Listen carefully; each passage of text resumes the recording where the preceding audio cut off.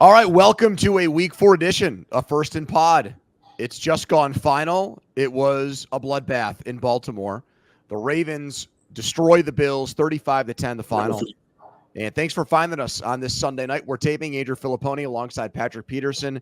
Tell everybody to subscribe to First and Pod. That would mean a lot to us as we try to grow this thing. We do things a little bit different. We react to every game Sunday night, right down to the bottom feeder games. This game, Pat, had a very small spread, and the Ravens did what they've done to a lot of teams lately in Baltimore. Mm-hmm. They embarrassed them. It seems like when they play a great team, now the Chiefs are the exception in Baltimore, but when they play everybody else at home who they think is like a measuring stick team, they annihilate them, and they have a harder time with the mediocre teams playing down to competition. This was not close right from the first play, that 87-yard run by Derrick Henry. And I had somebody from the Ravens who was close to the Ravens tell me before this game that they had a great feeling because they loved the matchup of their power running with Henry against that smaller Bills front and thought that that was going to give Buffalo's defense all kind of problems. And the coaches ended up being exactly right about that because this game was not close. Buffalo came crashing down to earth tonight, Pat. No, the game was not close at all. The Baltimore Ravens came out with a purpose from the first play. And like you said, with that 87-yard run by King Henry, as everybody around the league like to call him. And then they didn't start from there. They scored in back-to-back drives after the 87-yard drive. It just seems to me that the offense have found their groove with Lamar Jackson controlling the ball and Derrick Henry pounding the ball. Also, I would like to give a big shout out to Zach Orr, the defensive coordinator of the Baltimore Ravens. It seemed to me as well that he got the defense back on track, creating turnovers, creating havoc for Josh Allen during that whole game. So it was an overall great win, and it was also good to see Baltimore finally finish out a game there at home there in Maryland. So it was a great overall game for the Baltimore Ravens on all three phases: offense, special teams, and defense. Let's see if they can keep that momentum rolling.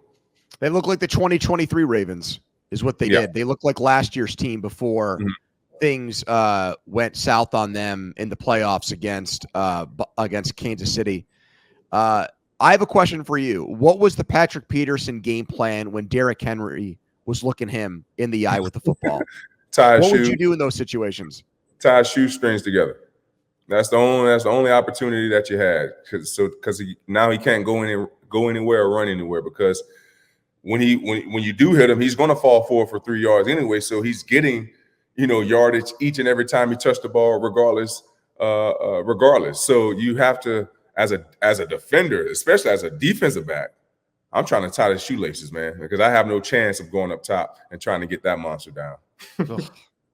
And hey, I came on the podcast and said I was not a big fan of that signing because I didn't think that the two guys, Jackson as a runner and Henry as a runner, would be able to fit together in this offense. If they run like they have the last 2 weeks, they're going to be a bitch for anybody to play against. My God, it just it's come alive for him. Mark Andrews has gone invisible. I don't think he had a catch again tonight. That's 2 games in a row. So it's really remarkable that they've ascended to these heights. And a guy that, other than Travis Kelce and George Kittle, was looked at, Pat, as like the 3rd best tight end in the league. Father Time has caught up to him, and they're not missing him whatsoever. Yeah, I mean, he's going to be one of those guys later on in the year as well, a savvy vet that is going to be accounted upon when the time matters the most, and that's November, December, leading up into January. I promise you, he's going to have a role. Is this the type of win that makes you feel like the Ravens are capable of winning a Super Bowl? Because I'll tell you where I am on them. For as much as they impressed, like last year on Christmas when they spanked the 49ers, and they did the same thing to Detroit and Baltimore last year too, just embarrass them, clown them. I have to see it in January to believe it, Pat. I need to see it happen before I say yep, I'm going to anoint the Ravens as the team to beat. Yeah, I agree. But on paper, you can't. It's hard to not say that they're a team that can possibly be in New Orleans, hoisting the Lombardi Trophy. So it's just going to come down to, like you said, can they do it in January? Because that's been, pretty much the story of that franchise as of late. When they get in the playoff, it's one and done. When they, come across Kansas City, they're out of there. So now they have a couple of hurdles that they have to get over in order to, give them that, that praise that we all want to give them, saying that they have the opportunity to win the championship.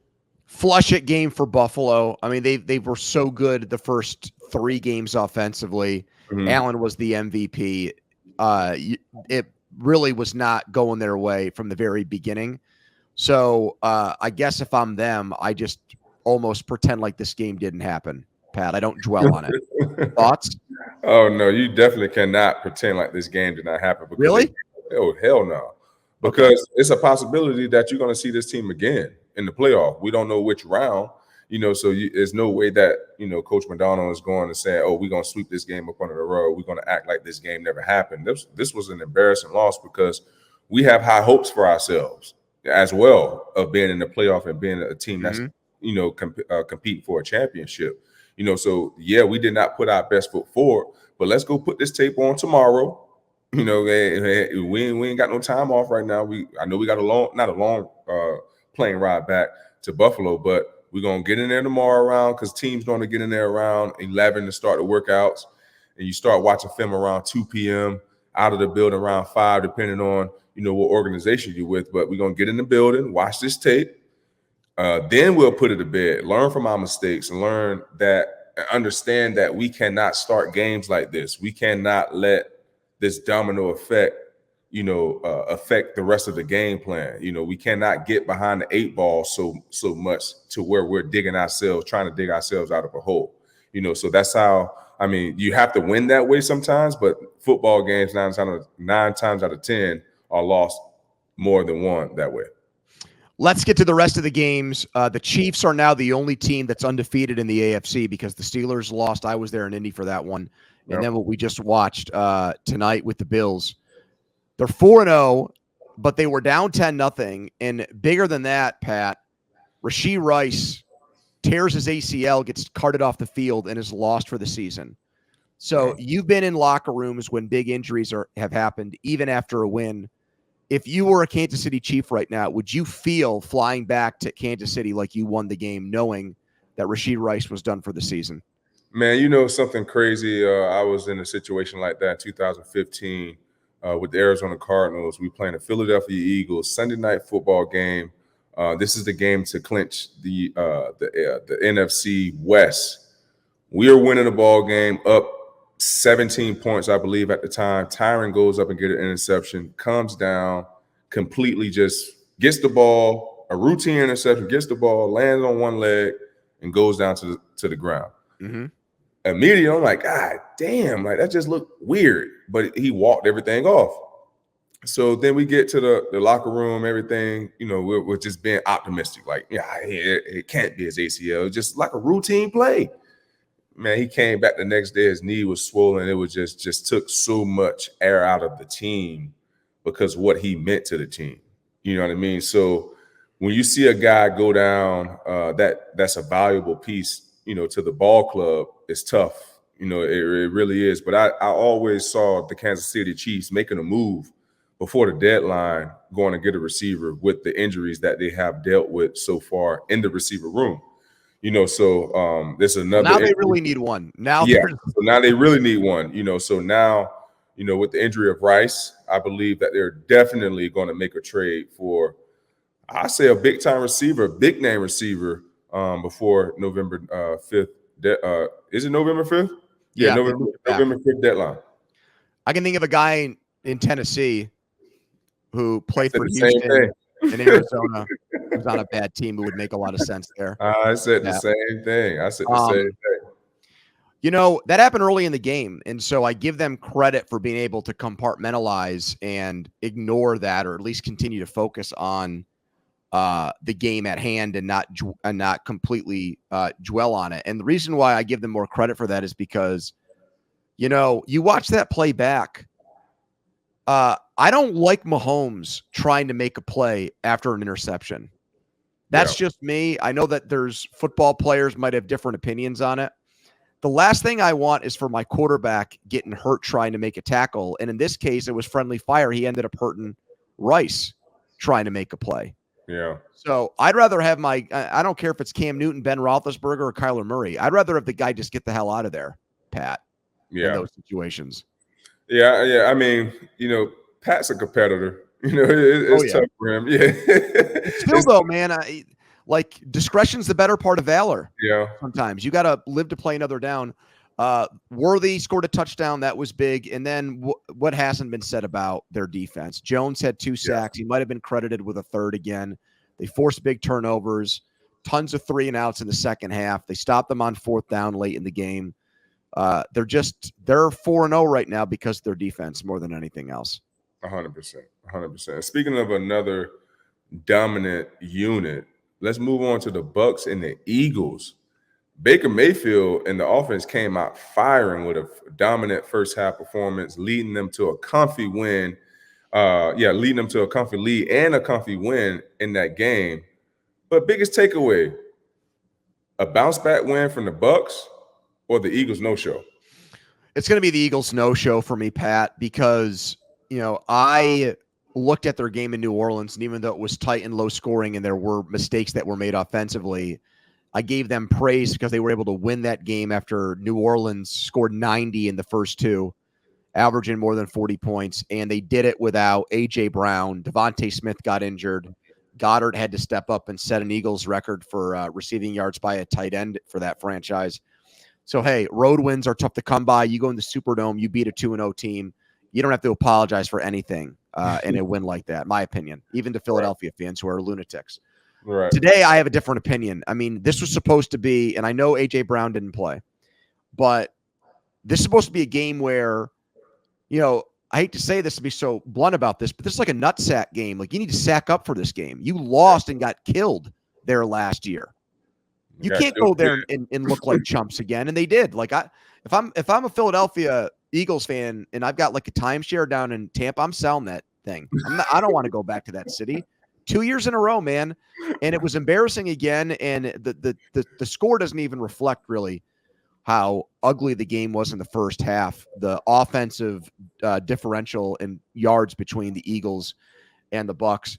One thing that keeps popping into my head, Pat, is I think I underestimated the loss of Kelsey, not just because of his still ability to play at a high level, but how about just his leadership on that team and being able to keep a group like that together and relating to the quarterback too, and making Jalen Hurts feel comfortable. Yeah, and that's something that I feel that's a lost art in the league. I'm not making a point for myself because my days are probably over in the league, but you hear so much about age. Like, there's a good mix that you need to have in that locker room, because you can't have the blind leading the blind if they never experienced certain things. You need someone who had experience, someone who's in their shoes, who's trying to live up to their best expectations out of their NFL career. You need guys around the locker room in certain positions to continue to help the rich tradition of athletes that you want to bring in. I also think Brady had his best moment as a broadcaster today. Did you see that? What happened there, Pat? With the 16 cards he pulled out? No, what happened? Tell me that story. What did he do? Didn't see that? I did not. Yeah, he pulled out his essential. I forget what he called it, but it was something about how he broke down each team that he was going to sign to. Spence says it was a pros and cons card. Oh, yeah, pros and cons. Yeah, pros and cons card of the teams that he was possibly going to sign to doing his free agency. Yeah, and Chicago Bears was on there. Everybody was like super shocked. And he said he would go to Chicago. Well, I don't know if they offered him $10 million, but it was like $10 million on there. He had it circled. Wow. So I missed that. That's actually to me, I'll have to go back and watch that whole thing. I'm sure the highlights made it on It was social pretty media. cool. But I thought what was hysterical was they brought up to him Baker Mayfield's comment about how he was bringing the joy and fun back to Tampa. And Brady said, if I want to have fun, I'll take my kids to Disneyland. And, dude, that did make me crack up when I heard it. I will admit. Hey, man, he got petty about it, dude. He got super petty about that comment. You know, Brady's a competitor, man. So nothing's he's like Jordan. He's looking for chips and slights. Always. Right, exactly. Exactly. Broncos and Jets. This is the biggest upset of the day. Yeah. How did Bo Nix beat Aaron Rodgers today, Pat? Man, how did Aaron Rodgers not throw a touchdown today? Yeah. Like, that's like almost damn near unheard of. You blame rainy conditions? I mean, I'll ask you that question. Like, do you actually think the weather factors into something like this? No, because Aaron played in Wisconsin for majority of his all of his career. Right. You know what I mean? So I remember playing in the game in down there at Lambeau. It was freaking like -9 degrees in 2021. My first ever like serious cold game. And man, I thought my limbs was gonna fall off. you know, zipping it around. Exactly. I think he threw like 4 touchdowns on us that night. Like slanting, like real routes, like it was fall. Like the receivers out there running slanting goals, double move, Devontae Adams back shoulder. I mean, just like it was nothing, you know. So I wouldn't blame it on raining conditions. Why, you know, Bo Nix and the Broncos came out on top of that game, or why Aaron Rodgers wasn't even able to throw a touchdown. You know, I just think that both defenses definitely played well. You know, I thought Bo Nix played a solid game, didn't turn the ball over, didn't really force the issue, really didn't have to. Played field position. Sean Payton in the offense played field position for the majority of the game, put the game in their defense of hands, the pretty much the identity of their ball club. And they just went from there, and they got away with a lucky one. You know, Jets had an opportunity to win the game at the end, but Zerline missed a 50-yarder. Yeah, he missed a 50-yarder. So, yeah, Broncos leave the Big Apple with a W. And now you just expect guys to make 50-yarders with their eyes closed with how many kickers are making these long field goals. Especially Zerline, though. I had an opportunity to play a massive leg. Yeah. He had a 61-yarder on us before. So, Dallas. You know, I did hear the reason why I brought that up. I heard a former NFL player when I was leaving the Steelers game say, well, let's cut Rodgers some flack. And I'm like, did this guy play with Aaron Rodgers? Because I was just blown away that somebody would want to be so charitable after a game like that. It's funny the way it's turned out for us, Pat. This is, I guess, the Vance Joseph fan club. You and I like give this guy credit every single week. Yeah. And so we got to do it again. I mean, you hold the Jets offense to 9 points and Aaron Rodgers doesn't throw a touchdown pass. You got to get your flowers for that. Yeah. I do think Rodgers, this is just being 40. I think he's going to have games like the one against New England where we say he looks like a Super Bowl caliber quarterback. And then games like this where it looks like he's not the guy he used to be, because I think that's what happens when you're in year.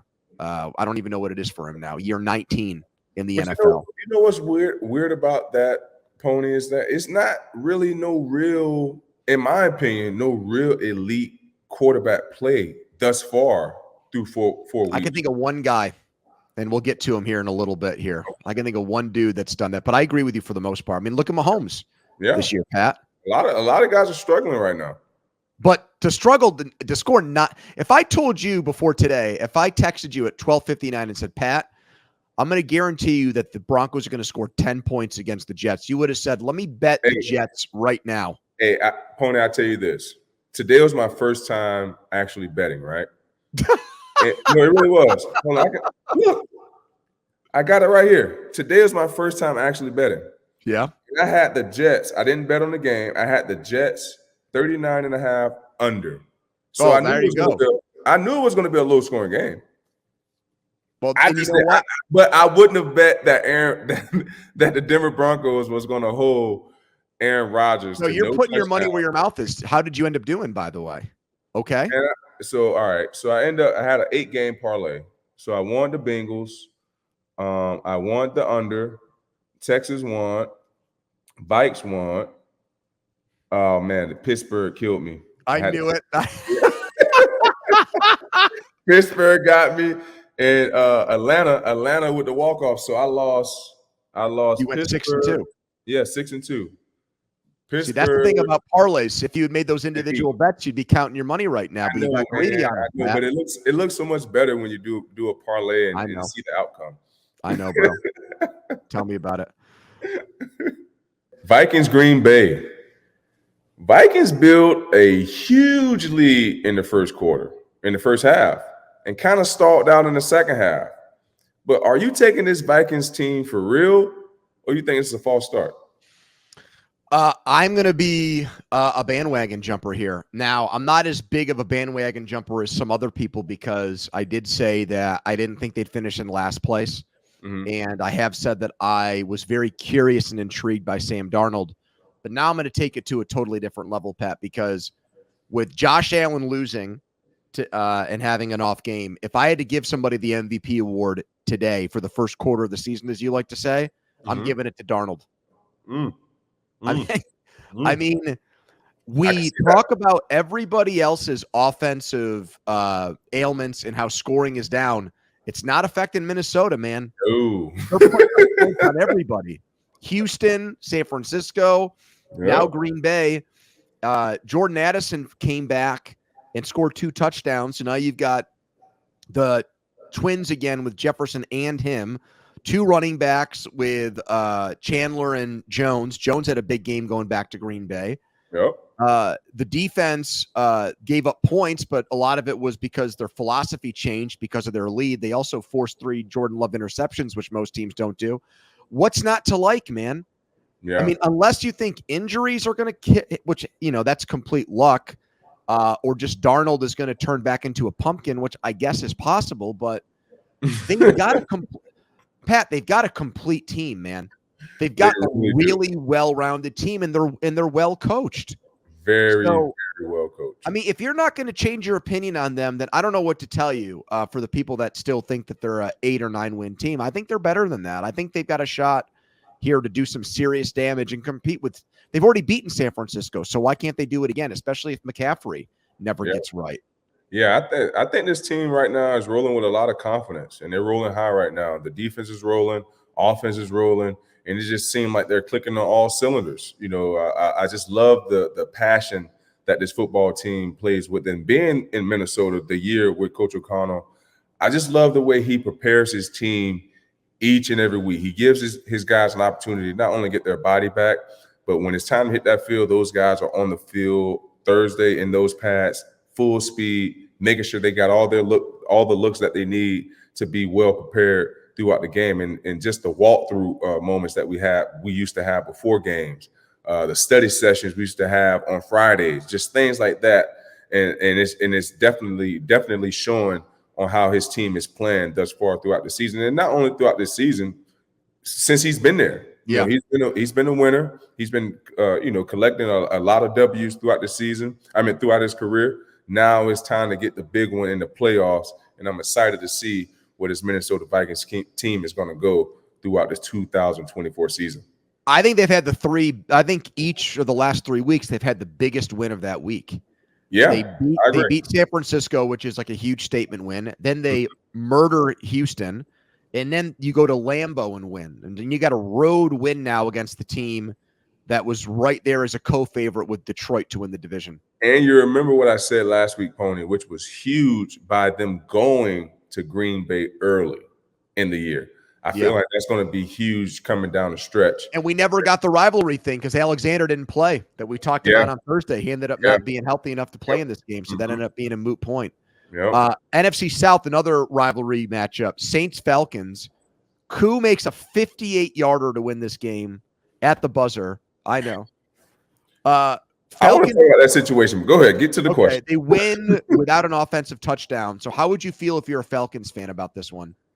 Hold on. Repeat the question one more time. I was just so thrown off by the 58-yarder, but go ahead. So 58-yarder, but the Falcons did not score an offensive touchdown. They scored 26. They did not score an offensive touchdown.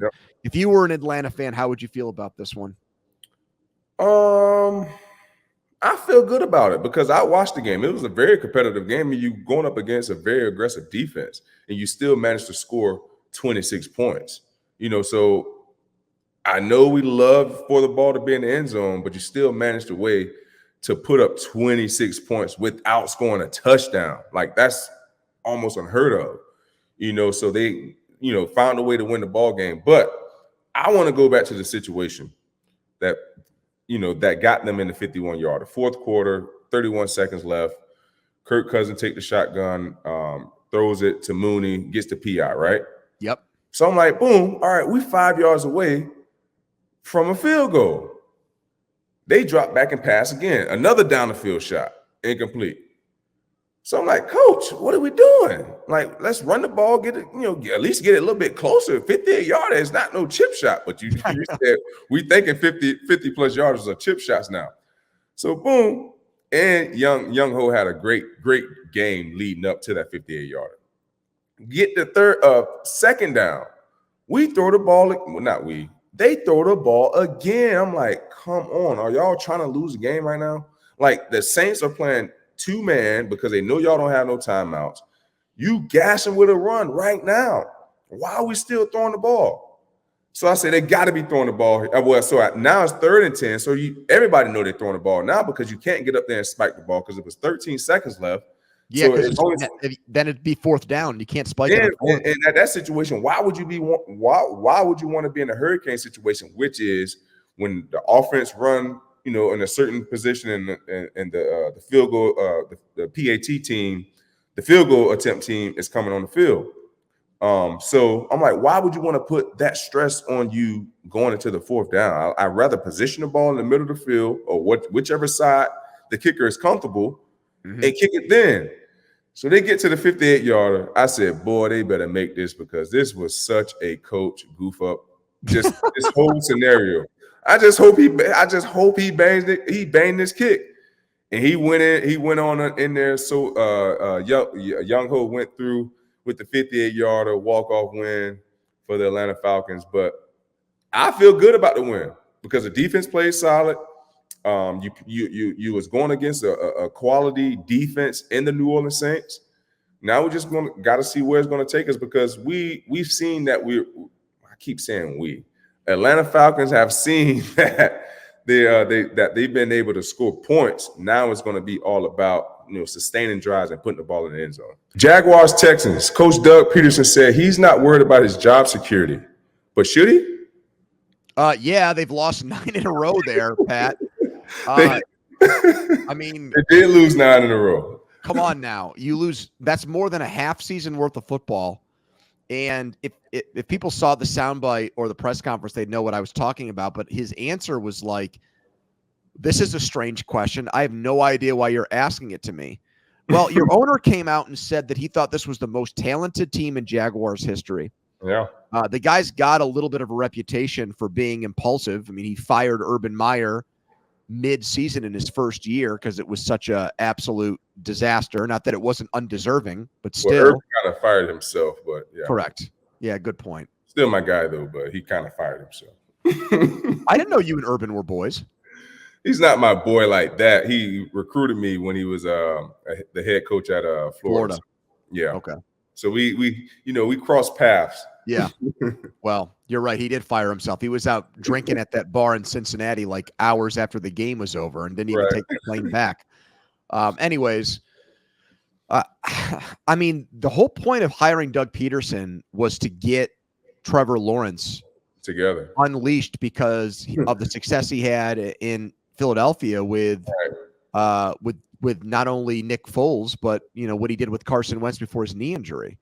So I just don't know really what use Doug Pederson has to you as a team if the quarterback that he's paid to supervise and enhance and improve completely regresses to the point where he's barely recognizable, Pat, as an NFL quarterback right now. His confidence looks, honestly, I can't believe I'm going to say this, his confidence looks more shot than when he played for Urban Meyer his rookie year. I can see that. I really can because he's seeing ghosts right now. It's bad. And you said that last week, and guess what? I mean, it really did not get better today. maybe a little bit, baby steps, but And, tiny. and it wasn't a good, a good opponent to be able to try to have a bounce back game against in the Texans. But yeah, that drought continues for Trevor in the Jacksonville offense. So Doug and the gang got to do some soul searching, man. To get this thing out of first gear, because I'm sorry, they're in neutral right now. They didn't even make it the first gear. They still in neutral. And look, they could have won if not for Stroud coming up big on that last drive and scoring a touchdown pass. So if that doesn't happen, then we're talking about this game and their situation a lot differently, obviously. Right. But let me just ask you this quick question. You've played with a lot of different quarterbacks. I have. What is it like when you've got a guy who's making a ton of money at that position, and the guys in that locker room are like, they paid him, and he's a liability, and he's holding us back? That's got to be an unbelievably awkward situation for a football team to be in. Well, you know what, Pony? I was never in that situation. The quarterbacks I played with, I take that back. Kevin Cobb. Yeah, Kevin Cobb. And he was a great guy. Kevin was a great guy. And had concussion problems. Yeah, he just was not. He just couldn't stay in the lineup. So I remember one time, I forget what his nickname was. Adrian Wilson used to call him, because Kevin had like this ranch somewhere. I can't remember the name of the ranch, but that's what he used to call him. The name of the ranch, Cobb, because that's where nine times out of 10, that's where Kevin was, because he wasn't in the lineup for sure. It was like, man, this guy could help, because he had a really nice arm, but he couldn't stay. And he could not stay healthy, almost like Tua. The concussions, caught up with him, and the kind of slowed down his career. Well, it is not a pretty situation there, and Doug Pederson better be careful, because there's all kinds of you can bet on these things, Pat. First coach to be fired. If he ain't the number one name on that list right now, he's damn close with the way they've played. The last now half season, going back to the second half of last year. I think it's just coming down to finishing too. And although Trevor is not playing his best ball right now, you're right. They could have beaten Miami and Houston. Yeah, they just not two games. It's a totally different conversation about them. Yep. Rams and Bears. Caleb Williams said his performance today was a step forward. Do you agree with him? No. I mean, it was a step forward that they won the ball game. The offense looked a little bit more efficient.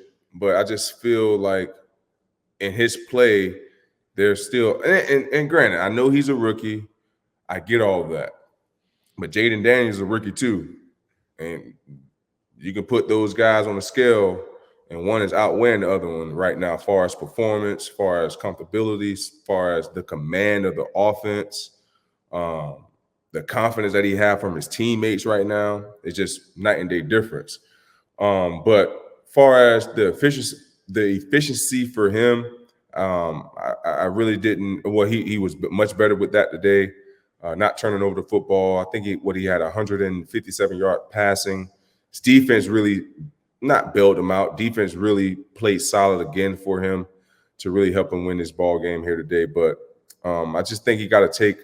There's a lot that that he can continue to work on, which all rookies and all players who play the game today, I'm sure they're looking at the tape right now, saying, looking at things that they can work on. But I don't necessarily see, I didn't necessarily see the steps that he said that they're moving in the right direction. I've not seen the full quotes. I did not catch the entire press conference, but I'm just going by that headline. Mm-hmm. If you're going to be the guy that gets salty when CJ Stroud tries to cheer you up because you don't like the fact that he's talking down to you, you look at it like you're a peer or you're better than him maybe, then you can't grade yourself on a curve. Right. If you're going to be like the alpha elite guy, then be more critical of yourself publicly and say, look, I'm happy we won, but I still need to be a lot better.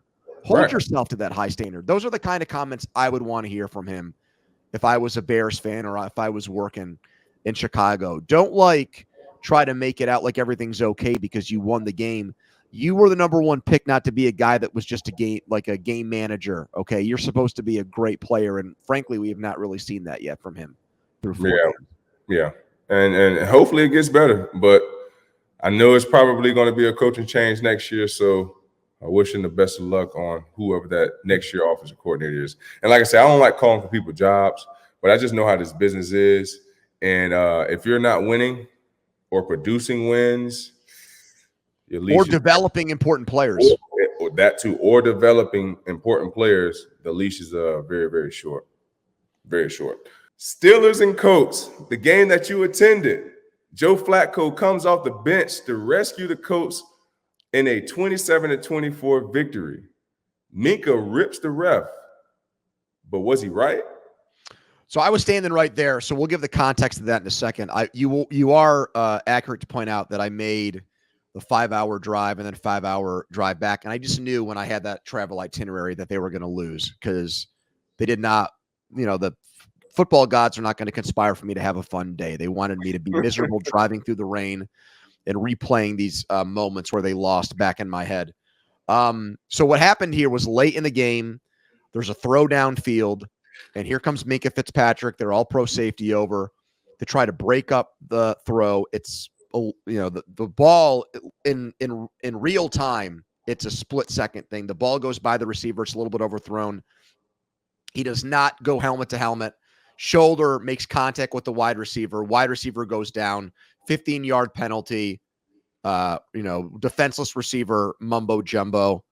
First down. The Colts end up scoring on that possession. So, the clips will go viral. They already have, but just after the game, he said, I'm not playing football. This is not football anymore. This is not the game that I grew up with. And then the explanation from the refs, they said he hit him helmet to helmet. He didn't. And, it's a very loose definition, Pat, of a defenseless receiver. So I know you haven't seen the play, but I mean, do you think overall his take on where football is in 2024 is accurate from a defensive player's perspective?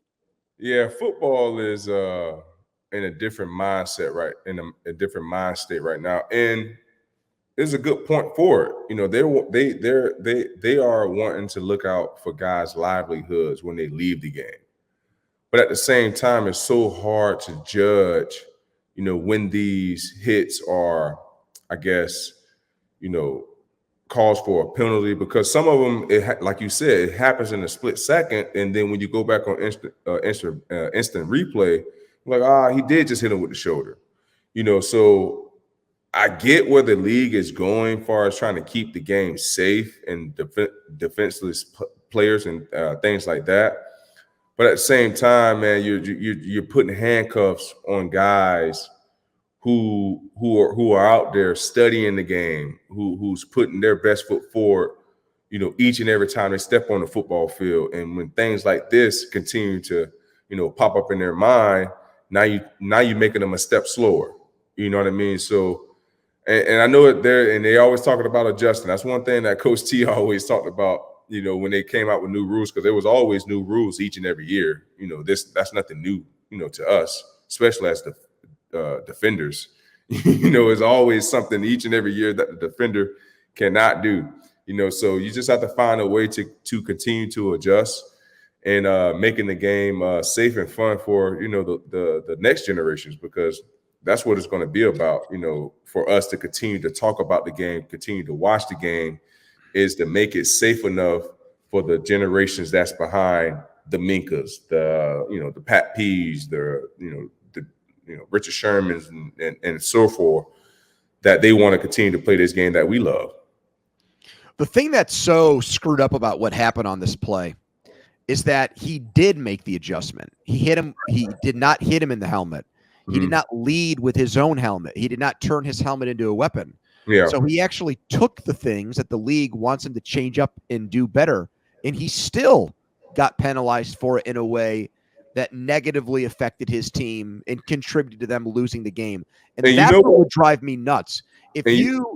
Sorry, Pat, but if you were just like, I'm an old school guy, I don't give a crap about the rules, I'm still going to play this way because this is the way I was taught to play when I was younger, and then you get flagged for it. Well, to me, that's kind of on you. It's okay. You don't like, but you just have to, you do have to evolve. But he did, and he still got in trouble for it, is what ticks me off. So tell me this, why do you think the NFL took away the ability for coaches to challenge flags like that? Because I believe that was an option, that and pass interference. Yes. I wonder why they took that away. Because that would have been huge in that game. Because the momentum started to roll in Pittsburgh's way. Right. Then boom, that happened. They end up getting a field goal out of it. See, the thing I think about it is, Pat, like I can see them wanting to turn calls where they didn't see it and a guy gets hit in the head and then reversing it to a penalty. I don't think they want to take back the calls where they do put safety first and they're like, oh, wait, never mind. It was a clean play. Let's pick up the flag. I think they want to look like they're doing more and not less, the optics of it. Yeah. But then that's going back to Mika's point that we're not playing football. No. Because there was another point that happened in the Saints game. I'm going back to last week. Saints with Eagles. Devontae, the receiver. Smith. Devontae Smith, when he got knocked out, right? Yep. I left a comment. Adam Scheffler posted. I said, "How come?" And he did get fined, and I get it. It was a blown up play. But Pony, you watching enough football? How come it's not the same effect when the offensive lineman bulldozes into someone's back? Yeah, I get that his helmet came off, but it's the same force and the same big guy doing the same thing. He's ramming into a back of a DB. He's ramming into a back of a linebacker. How is that not the same? How come that is not a penalty? And I brought that up to the league office because we talking about making the game safer. That's not safe. If there's a pile, I get guys pushing the pile.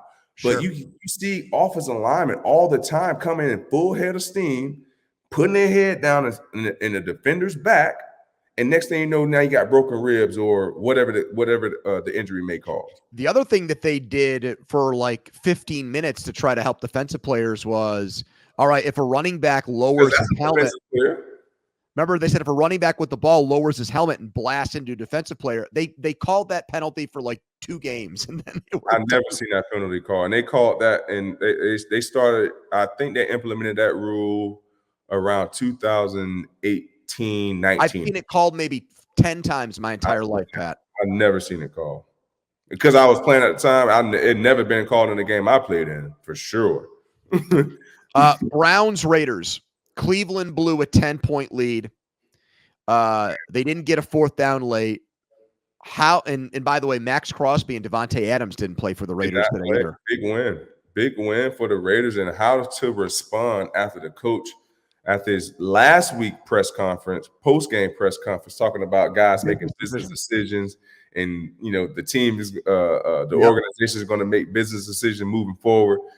The team came to play today. They got the message. They got the message.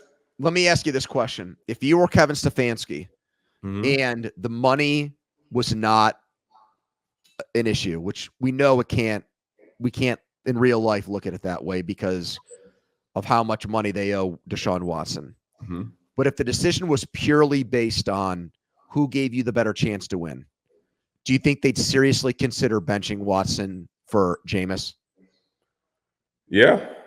I mean, I remember this movie, Sing, and there's this character in there named Mr. Moon. And he said, when you're at the bottom, you only can go up from here. Got dog at Jameson Winston. He's a winner in this league. He's a starter. He's been a starter in this league. And at this point, he's probably going to give you the best opportunity because what we've seen from Deshaun Jackson from when he's been in the lineup, the team is not able to win. I mean, Spence, what is his record as a starter versus other quarterbacks' records? I'm sure that the other quarterbacks, when they're in the lineup, their record is about Well, I mean, look at Flacco last year. That's the thing that hurts him the most is that those guys went in and played better than he did. Right. So at this point, we're after the first quarter, things not looking right. So I think I'd rather make that move earlier than later this year to keep ourselves in contentions of the playoffs, because you lose a couple more games, it's going to be a really, really deep hole. I know, but how do you put a guy with a $230 million all guaranteed contract on the bench, Pat? How do you do it? It's all about what have you done for me lately, and if the organization is really serious about winning, and we're not winning right now, we always talk about change have to come if the results not showing up. So if you're not winning right now, and your whole goal is to win,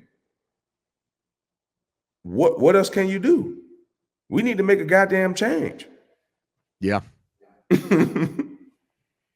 It's ugly, man. It's brutal there with him. I mean, I think a lot of it is their offensive line injuries, but then you got to find ways to game plan around that and get a guy in there that's going to either stand in there and still make plays when the pocket breaks down, or get the ball out faster. Either one, Pat, because he's not doing that right now.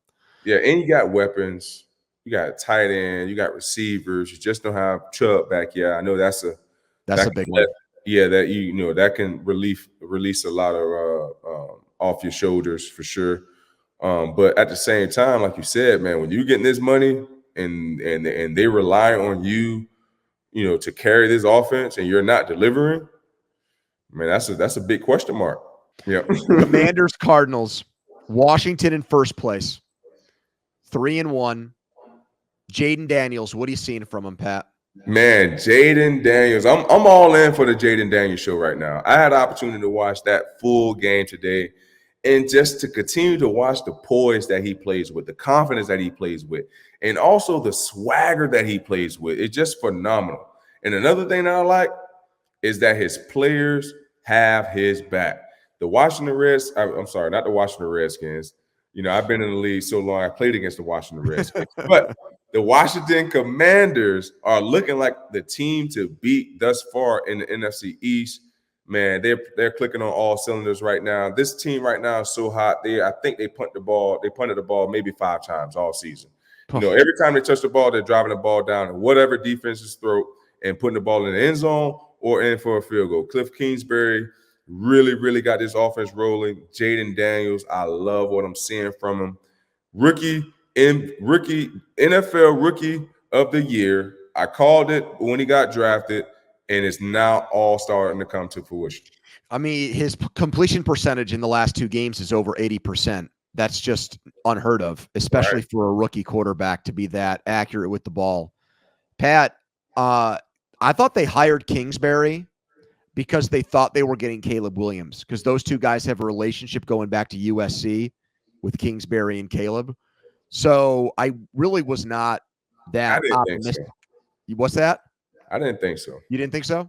I knew Caleb was going number 1 in November when he still was playing. Well, right. But I thought Washington was going to try to make a move maybe up to 1 to get him, to make sure they got him and have Chicago in the spot. They should be thrilled that they didn't. But here, just from an outsider perspective, I was not enamored with Kingsbury in Arizona. And you know him, obviously, 1 million times better than me. Mm-hmm. But there are some people that are just better off as coordinators than they are coaches. Dick LeBeau in Pittsburgh is one of the greatest defensive coordinators of all time, probably the best ever for my money, and was not a very good coach with the Bengals. You have to have a personality for it. You have to be a CEO at times. Mm-hmm. And so a lot that goes into it. My early read on this is maybe he's just better cast as a guy that can just concentrate entirely on the offensive side of the ball, Pat. Thoughts? Yeah, I agree, especially at the NFL level, because he's never really been here. His first job was the Arizona Cardinals as a head coach. So he never really experienced, and he had Vance Joseph as his defensive coordinator, who was the previous head coach of the Denver Broncos the year before. But at the same time, like you said, it's a lot that comes with that job. You have to be the CEO. You gotta be the mediator. You got to be able to talk to the meetings with the owner, the GM, the captains on your team. You got to get the schedule right. And yeah, all this still goes in effect into college, but this is where the best of the best are. So there can't be no slip ups. Like, guys, you got 35 21 to 35-year-old guys in that locker room that's depending on your every move to make sure that we're in the best physical shape possible, make sure that we're on time wherever we need to be when we're traveling. So there's a lot that goes into it. And like you said, I felt that when he even was our head coach, because he was a young head coach, I was like, man, I really feel like coach, like he's a solid head coach. I mean, solid coach in general, solid person, great personality, can relate to everybody on the team. But when you calling plays in the NFL as the head coach and calling plays, now you putting not only you already got 10 things on your plate, now you're putting 10 more things on your plate. You know what I mean? So now you got 20 responsibilities versus 10 responsibilities. So the opportunity, I mean, not the opportunity, the road gets longer, in that NFL coaching career, and this being your first stop. So I always felt that he was a great dude and his offense was phenomenal. He just needed more time to be with the guys in order to make the offense run the way he wanted it to run, because now you got head coaching meetings.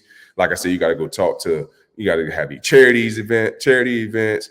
You got to go talk to this person. You got to do, it's so much that comes into that to where he really couldn't focus in and really have that offense, clicking the way it is right now in Washington. Well, I would have been fired because I did not have Jayden Daniels as my number one quarterback from this class, and I did not have CJ Stroud in last year's class either. So I need to at least hold myself accountable and say I was an idiot for what I said about both those guys before they played an NFL game. The leftovers, Pats, 49ers, Bengals, Panthers. Anything stand out from these games, Pat?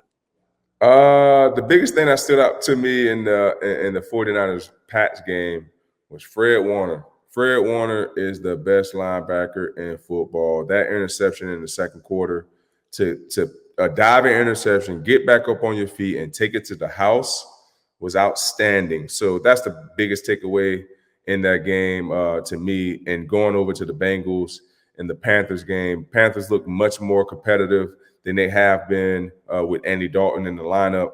But that catch by Jamar Chase, the 68-yarder by Jamar Chase, I believe it was, kind of set the game apart and gave the Bengals a lot of momentum to carry on and give them that W in that game. What is it with people affiliated with Carolina and throwing drinks? First, it was the owner last year that threw a drink at somebody, David Tepper, who we have listeners of this podcast who actually know him personally, so I will not say anything too disparaging about him, but that was uncalled for.